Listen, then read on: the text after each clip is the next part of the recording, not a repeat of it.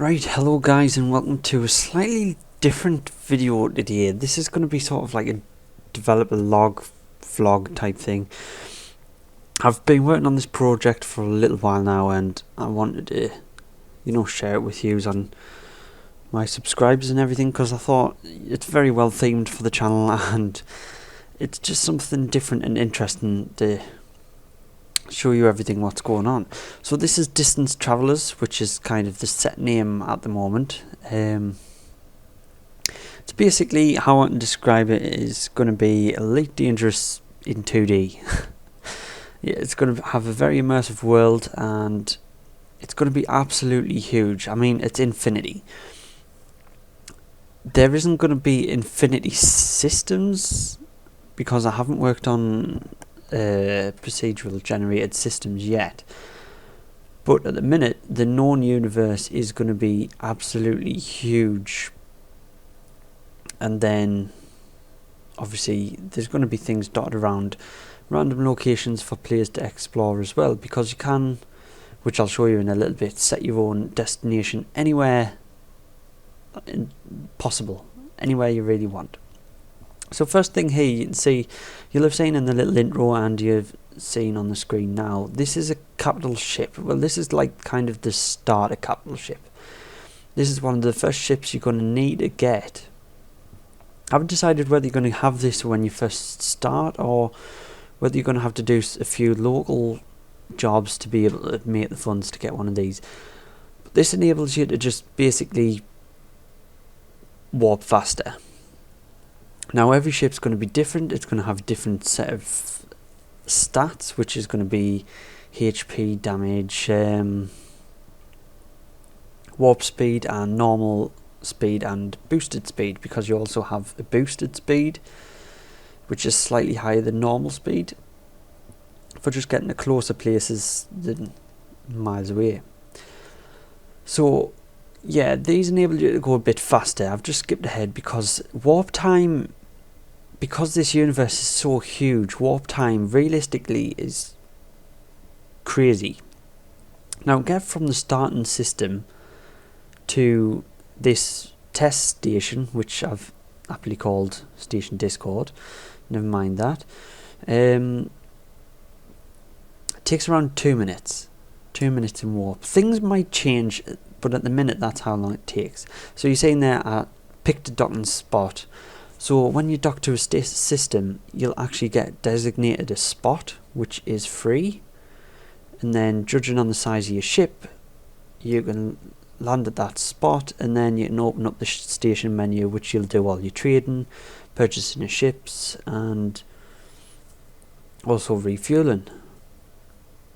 But you cannot dock capital stations at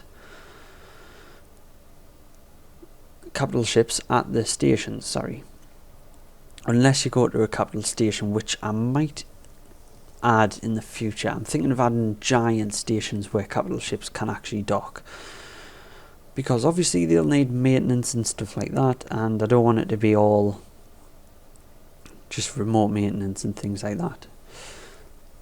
I'm thinking of also adding bots which come out from the stations that will just go and repair your capital ships and stuff like that. So this is also a test system that I put in, which is kind of based off Kerbal Space Program system. I thought it'd be a cool little Easter egg to put in a few little planets from Kerbal, but change the name slightly. So this is my Kerbal copy system. So yeah, this is just to demonstrate what the systems will look like, kind of act and stuff like that. So as I park over the sun here, you can see in the corner in the bottom left that the fuel is actually going up.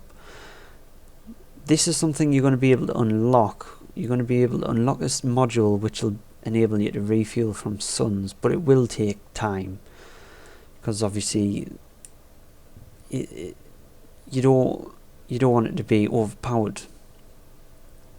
But yeah, this is going to be a cool little system. It's only a test system at the minute. There's a lot of work to be done here. This is very early stages. So yeah, you can actually refuel your capital ship, but your capital ship has that much fuel capacity that it would take extremely long time, so it's probably not worth it unless you upgrade the module later on in the system, in the game.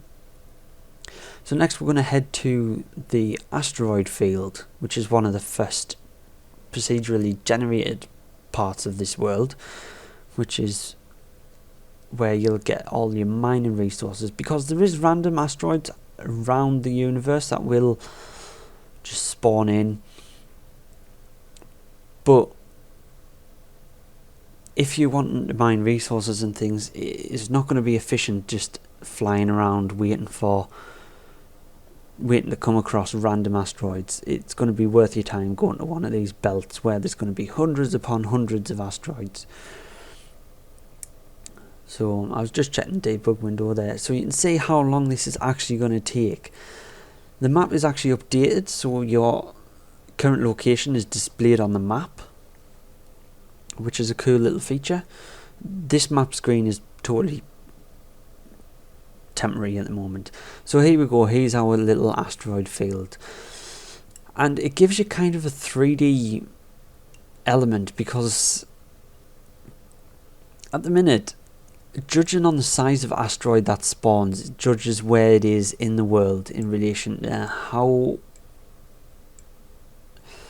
your ship acts around it, and how it acts around the stars, and how it acts in terms of depth in the game. So say an asteroid is meant to be higher up than the ship, then your ship will go under it, and if it's meant to be below the ship, it'll go over it. So it's kind of interesting.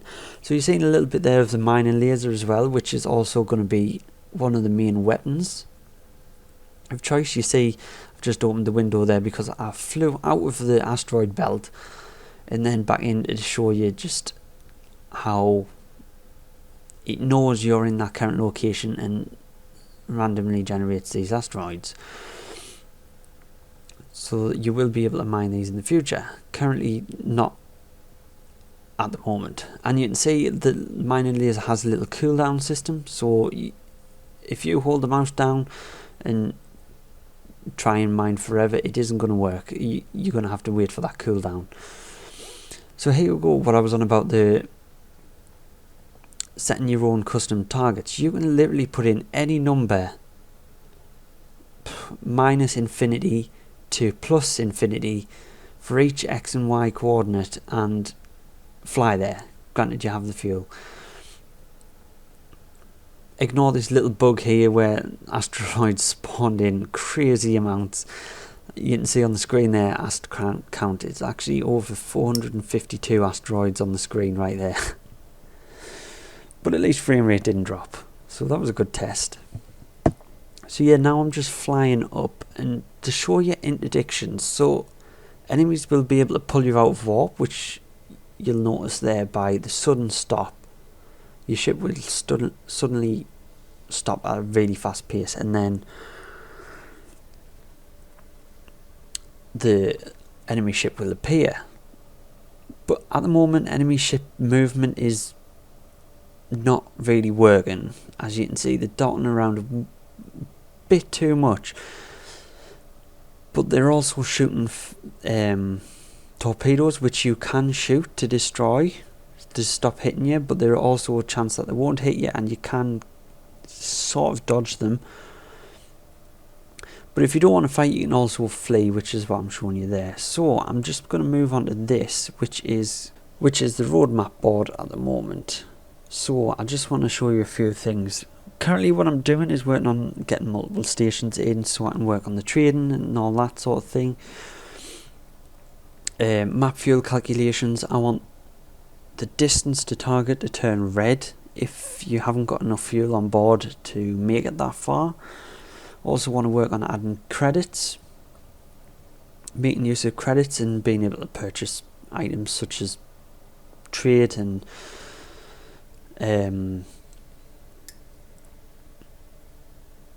ships and things like that.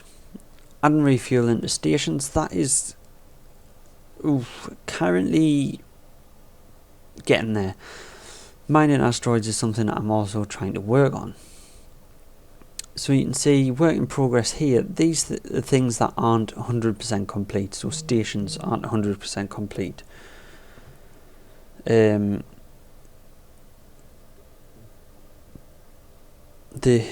hood is not 100% complete. Fuel is not working 100%. AI ships have a lot of work, and the galaxy map also has a lot of work, and weapons. So they're all in that list because they're always getting worked on. They're things that are always getting added, fixed, you name it.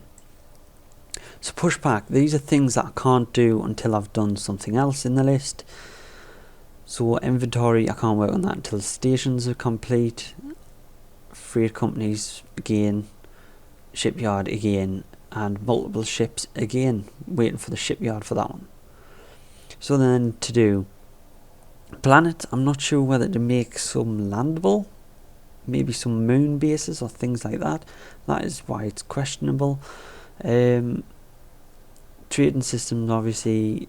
Sound effects, there's a lot of sound effect work I want to get done pretty soon. AI